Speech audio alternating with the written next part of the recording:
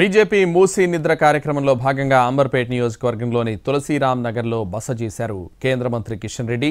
తులసీరామ్ నగర్లోని బస్తీవాసులు బాధితులను కలిశారు.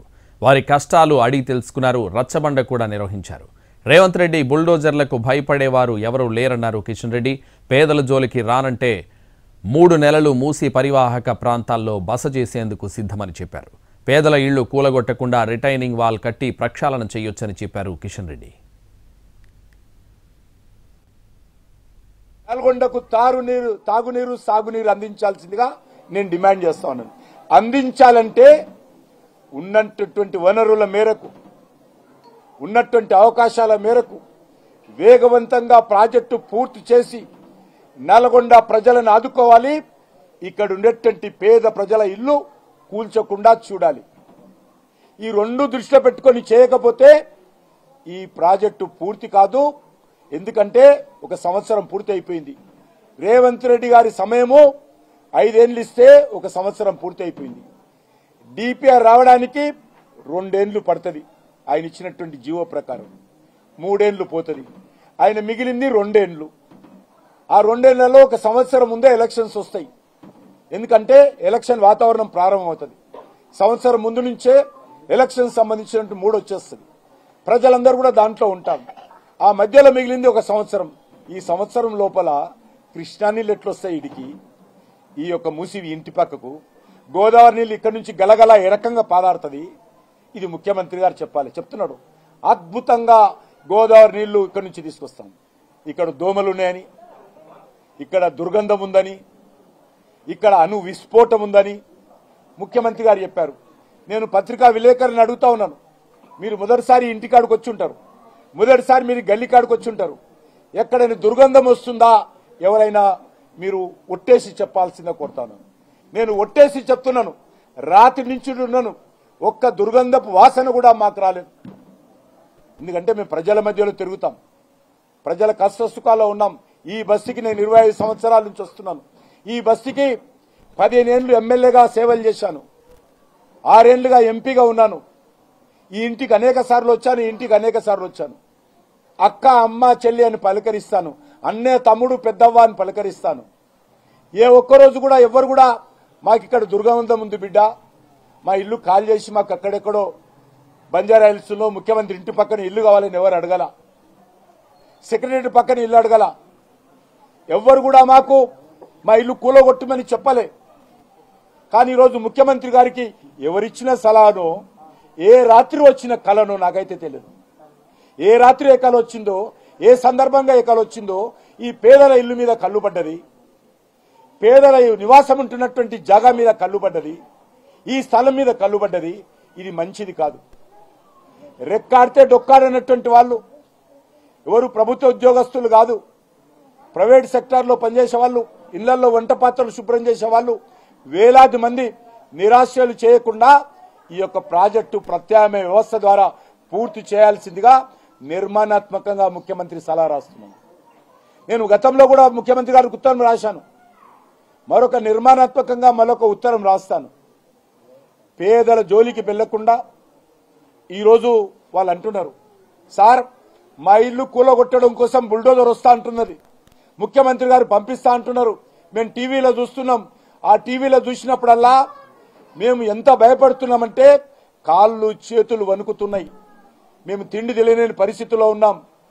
మేము తరతరాలుగా సంపాదించి అప్పు చేసి మేము చేసినటువంటి కూలి నుంచి ఒక్కొక్క రూపాయి కూడగట్టి, ఒక్కొక్క ఇటుక పేర్చి, ఒక్కొక్క రూపాయి సమీకరించి జమ చేసి ఇల్లు కట్టుకున్నాం. ఈ ఇల్లు కూలగొడితే మేము ఎక్కడ పోవాలా సార్? మా ప్రాణము ఇళ్లలో ఉంది, మా శ్వాస ఇళ్లలో ఉంది, మా ధ్యాస ఇళ్లలో ఉంది, మా జీవితమే ఇళ్లతో ముడిపడి ఉంది. ఇది తప్ప మాకు వేరే ఆస్తులు లేవు. మాకు ఇల్లు మాత్రమే ఉంది, మాకు ఇల్లు లేవు. ఈ ఇల్లు కూలగొడుతున్నటువంటి వాళ్ళ అందాలకు, ఆ పార్టీ నాయకులకు ఇల్లు ఉండొచ్చు, వీళ్ళకి ఇల్లు మాత్రమే ఉంది, ఇక్కడనే ఉంది వాళ్ళకు. కాబట్టి ప్రభుత్వము పట్టింపులకు పోవద్దు, ప్రతిష్టాత్మక పోకూడదు, కక్షతో వ్యవహరించకూడదు, కక్షపూరితంగా ఉండకూడదు. పార్టీల మీద కోపంతో, నా మీద కోపంతో, బీజేపీ మీద కోపంతో పేదల ఇళ్లకు ఎసరు పెట్టొద్దు. అదొక్కటే నేను ముఖ్యమంత్రి గారు కోరుతా ఉన్నాను. గతంలో కూడా కేసీఆర్ చెప్పాడు, నేను ట్యాంక్ బండ్ శుభ్రం చేస్తా, ట్యాంక్ బండ్ శుభ్రం చేస్తా, ట్యాంక్ బండ్ శుభ్రం చేస్తా, కొబ్బరి నీళ్ళగా చేస్తా, ఎవరైనా వచ్చి కొబ్బరి నీళ్ళు తాగొచ్చు అన్నాడు. 10 ఏళ్ళు అన్నాడు, పోయాడు, ఫామ్ హౌస్కి వెళ్ళిపోయాడు. ఈయన వచ్చి సంవత్సరమే మొదలు పెట్టాడు, ఇల్లు గుల్లగొడతా, రీజనరేషన్ చేస్తా, బ్యూటిఫికేషన్ చేస్తా. ఎస్, ఆ రోజు కూడా సపోర్ట్ చేశాము. ట్యాంక్ బండ్ క్లీన్ చేయాల్సిన అవసరం ఉంది. ట్యాంక్ బండ్ నగరం నడిబొడ్డున ఉంది, దాన్ని కూడా బ్యూటిఫికేషన్ చేయాల్సిన అవసరం ఉంది. కాలుష్యాన్ని తొలగించాల్సిన అవసరం ఉంది. ఆయన చేయలేదు. ఈయన కూడా చేయాల్సిందే కోరుతా ఉన్నాను. ఈయన కూడా చేయాల్సిందే కోరుతాను రేవంత్ రెడ్డిని. ఆయన ఫామ్ హౌస్కి వెళ్ళిపోయాడు, అది వదిలేసిన కొత్త పట్టుకున్నాడు. కొత్త పల్లవి రేవంత్ రెడ్డి గారు ఎంచుకున్నాడు, కొత్త పల్లవి ఎంచుకున్నాడు. అందుకే కోరుతా ఉన్నాను, మీరు ఎప్పటి లోపల కృష్ణా నీళ్ళు హైదరాబాద్ తెస్తారు అంటే పైపుల ద్వారా కాదు, గలగలగల నదిలో ప్రవహించే విధంగా తీసుకురావాలి. అది ఆయన ఐడియా. నేను అప్రిషియేట్ చేస్తున్నాను ముఖ్యమంత్రి గారిని. మా బస్తీల నుంచి గోదావరి నీళ్లు ప్రవహిస్తే, కృష్ణా నీళ్లు ప్రవహిస్తే రోజు అంతకంటే ఉంటుంది. ముఖ్యమంత్రి గారి ఫోటో మా ఇండ్లలో కూడా పెట్టుకుంటారు ప్రజలు. ఈ మా శంకరమ్మ కూడా పెట్టుకుంటారు. ఇక్కడ గోదావరి నీళ్ళు ఇళ్ళకెళ్ళి ప్రవహింపజేస్తే ఆ ఇల్లు పోదు, ఇంట్లోనే పెట్టుకోను. ఇల్లు ఎక్కడ పోతుంది, ఏం పోదు, ఇంట్లోనే పెట్టుకోవాలి నువ్వు గోదావరి నీళ్ళు ఇక్కడ ప్రవహింపజేస్తే. కాబట్టి ముఖ్యమంత్రి గారు మనవి చేస్తున్నాను, ఈరోజు మీరు అనేక రకాల హామీలు ఇచ్చారు, 6 గ్యారంటీలు ఇచ్చారు. అమలు జరిగిందని మహారాష్ట్రకి వెళ్ళి అబద్ధం ప్రచారం చేస్తున్నారు. పెద్ద పెద్ద ప్రకటనలు ఇస్తున్నారు మహారాష్ట్రకి వెళ్ళి కాంగ్రెస్ పార్టీ తరఫున. తెలంగాణ అద్భుతంగా మారిపోయింది, 6 గ్యారంటీలు అమలు జరుగుతూ ఉన్నాయి. మహిళలకు 2400 నెలలకు ఇస్తున్నాము, స్కూటీలు ఇస్తున్నాము, మహిళల పెళ్లి చేసుకుంటే తులం బంగారం ఇస్తున్నాము, అదేవిధంగా 1,16,000 రూపాయలు ఇస్తున్నాము, రైతు నేస్తం ఇస్తున్నాము, కౌలు రైతులకు ఇస్తున్నాము, రైతు కూలీలకు ఇస్తున్నాము, నిరుద్యోగులు నిరుద్యోగ భృతి ఇస్తున్నాము, 6 గ్యారెంటీలు అమలు చేస్తున్నాము అని మహారాష్ట్రలో ముఖ్యమంత్రి గారు తెలంగాణ ప్రజలందరూ కూడా సంతోషంగా ఉన్నారట. ఇచ్చినటువంటి హామీలు అన్ని అమలు చేస్తున్నారట. మహారాష్ట్రలో రాహుల్ గాంధీ రేవంత్ రెడ్డి ప్రచారం చేస్తున్నారు. చేయండి, ప్రజలకు అర్థమైంది. కానీ ఇక్కడ ఆ యొక్క గ్యారంటీల పక్కన 420 420 సబ్ గ్యారంటీస్ పక్కన ఈ యొక్క మూసి సుందరీకరణ చేర్చకూడదు. ఈ సుందరీకరణ జరగాలని కోరుతున్నాను. ఇల్లు కూలగొట్టకుండా సుందరీకరణ చేయండి, ఇల్లు కూల్చకుండా నల్గొండకు సాగునీరు తాగునీరు అందించండి. మీరు చూడండి ఎంత పెద్ద స్థలం ఉంటుందో, మూసి ఎంత విడుతుంటుందో, ఈయన ఎంత నీళ్లు తెస్తాడో అన్ని నీళ్లు పోవడానికి అద్భుతమైనటువంటి స్థలం ఉంది. ఇంకొకటి మనవి చేస్తున్నాను, నిజాం ఈ మూసి పారివాహక ప్రాంతం సంబంధించినటువంటి ప్రాంతంలో నిజాం కూడా 100 సంవత్సరాల క్రితము ఇక్కడ రిటైనింగ్ వాల్ కట్టాడు. మీరు ఇప్పుడు కూడా బస్ డిపో దగ్గరికి వెళ్ళినా, లేకపోతే చాదర్ఘట్ బ్రిడ్జ్ దగ్గరికి వెళ్ళినా, లేకపోతే నాయపూల్ దగ్గరికి వెళ్ళినా, ఉస్మానియా హాస్పిటల్ దగ్గర చూసినా, హైకోర్టు ముందు చూసినా ఇప్పటి కూడా రిటైనింగ్ వాల్ ఉంది. అప్పుడు కూడా నిజాం కట్టాడు. నేను ఇప్పుడు కూడా మనవి చేస్తా ఉన్నాను, నిజాం ఏ రకంగానైతే రిటైనింగ్ వాల్ కట్టి ఇక్కడ మూసి అద్భుతంగా ఆయన ఉన్నప్పుడు ప్రవహింప జరిగిందో ఇప్పుడు కూడా అదే విధంగా చేయాల్సిందే కోరుతున్నాను. ఇండ్లు కూలగొట్టడం సమస్య పరిష్కారం కాదు, ఇండ్లు కూల్చడం ఏకైక మార్గం కాదు. రిటైనింగ్ వాల్ కట్టి పేదల ఇల్లు కూల్చకుండా ఉండడమే ఈరోజు ప్రభుత్వం ముందు ఉన్నటువంటి చాలా సులభమైనటువంటి ఆచరణ యోగ్యమైనటువంటి పని జరిగేటువంటి వేగవంతంగా నల్గొండ జిల్లా ప్రజలకు సాగునీరు తాగునీరు అందించేటువంటి ప్రాజెక్టు. మేమేదో 20 ఏళ్ల తర్వాత ఇస్తామంటే నల్గొండ ప్రజలు సిద్ధంగా లేరు. వేగవంతంగా ఇవ్వండి. నేను కోరుకుంటున్నా, మీరు మళ్ళీ ముఖ్యమంత్రి కాలేరు, ఈ ఒక్క టర్మే ఉంటారు. ఇది కూడా మీ పార్టీ వాళ్ళు సహకరిస్తే. కాబట్టి ఈ టర్ములో ఈ మూసి పునర్జీవం చేసి నల్గొండ జిల్లాకు నీళ్లు ఇవ్వాల్సిందిగా నేను రేవంత్ రెడ్డిని కోరుతా ఉన్నాను. వేగవంతంగా చేయాలి. ఇల్లు కూలగొట్టి 1,50,000 తెచ్చి ఏదో చేస్తా అంటే ఇప్పుడు జరిగేటువంటి పరిస్థితి లేదు. అంతేకాకుండా ముఖ్యమంత్రి గారు ఎవరి మీద అనాలి? దేశ వ్యతిరేక శక్తుల మీద, సంఘ వ్యతిరేక శక్తుల మీద ఈరోజు బుల్డోజర్ ఎక్కియాలి. శంకరమ్మ మీద కాదు, శంకరమ్మ ఇంటి మీద కాదు ఎక్కించాల్సింది బుల్డోజర్. అడ్డం వస్తే ఎక్కిస్తా అంటే శంకరమ్మ మీద ఎక్కియాలి రేవంత్ రెడ్డి గారు, ఈ తల్లి మీద ఎక్కియాలి. ఇదేనా మీకు ఓటేసి గెలిపించినందుకు? ఈ శంకరమ్మ తల్లి మీద బుల్డోజర్ ఎక్కిస్తావా? ఈ శంకరమ్మ తల్లి ఇల్లు కూల్చేస్తావా? ఇందుకే ఓటేసామా? ఇందిరమ్మ రాజ్యం అంటే శంకరమ్మ ఇల్లు కూల్చడమా? ప్రజారాజ్యం అంటే శంకరమ్మ ఇల్లు కూల్చడమా? మార్పు అంటే శంకరమ్మ ఇల్లు కూల్చడమా? ఇందిరమ్మ రాజ్యం అంటే శంకరమ్మ ఇల్లు కూల్చడమా? ఈరోజు ముఖ్యమంత్రి గారు చెప్పాలి. కాబట్టి నేను ముఖ్యమంత్రి గారు మనవి చేస్తా ఉన్నాను, పేద ప్రజల తరఫున మనవి చేస్తా ఉన్నాను.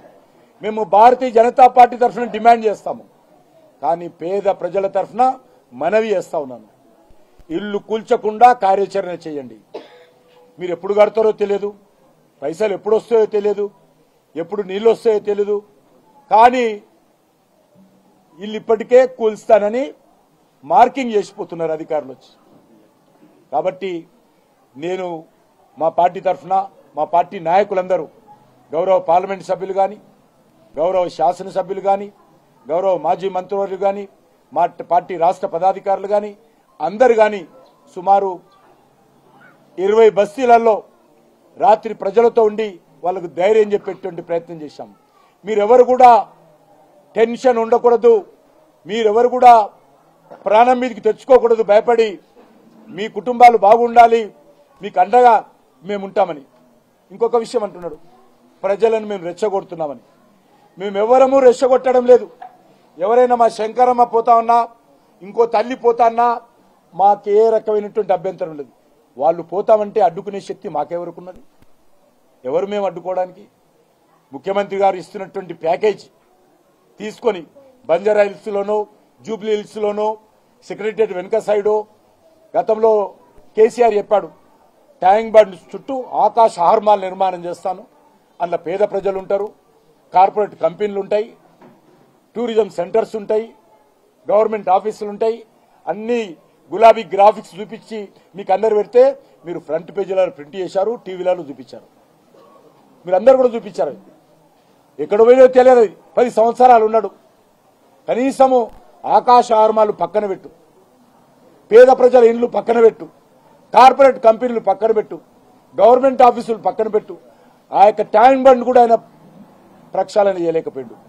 ట్యాంక్ బండ్లో కొబ్బరి నీళ్లు వస్తామన్నాడు, ఒక్క కొబ్బరి టెంక కూడా పగలగొట్టి అలా నీళ్ళు, ఒక్కొక్క టెంక కూడా, ఒక గ్లాసు కొబ్బరి నీళ్ళు కూడా పోయలే ఆయన పోయాడు.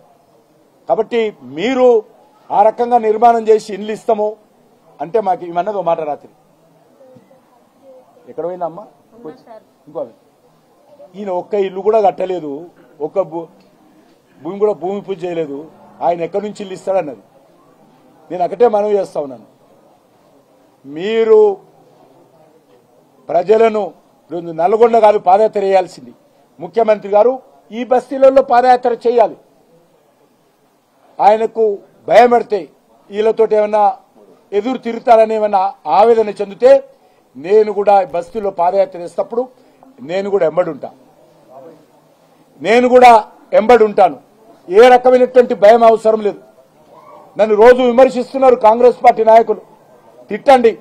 పేద ప్రజల కోసం మీరు ఎన్ని అబద్దాలతో తిట్టినా భరించడానికి సిద్ధంగా ఉన్నాను.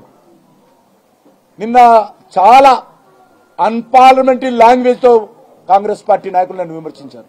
ఏమీ పర్వాలేదు ముఖ్యమంత్రి గారు, మీరు ఎంతమందితోనే తిట్లిపియండి, భరించడానికి సిద్ధంగా ఉన్నాము. ఎందుకంటే మా లక్ష్యము పేద ప్రజలకు అండగా ఉండాలని, మిమ్మల్ని విమర్శించాలని కాదు. రేవంత్ రెడ్డి విమర్శించడం కోసం మేము రాలేదు ఇక్కడికి. రేవంత్ రెడ్డి విమర్శించడం కోసం పేద ప్రజలకు అండగా నిలబడడం లేదు. పేద ప్రజలకు అండగా నిలబడాలని వచ్చాం తప్ప ముఖ్యమంత్రి విమర్శించడానికి అనేక రకాల అంశాలు ఉన్నాయి. మాకు అనేక రకాల వేదికలు ఉన్నాయి. కాంగ్రెస్ పార్టీని విమర్శించడానికి, కాంగ్రెస్ పార్టీ అవినీతిని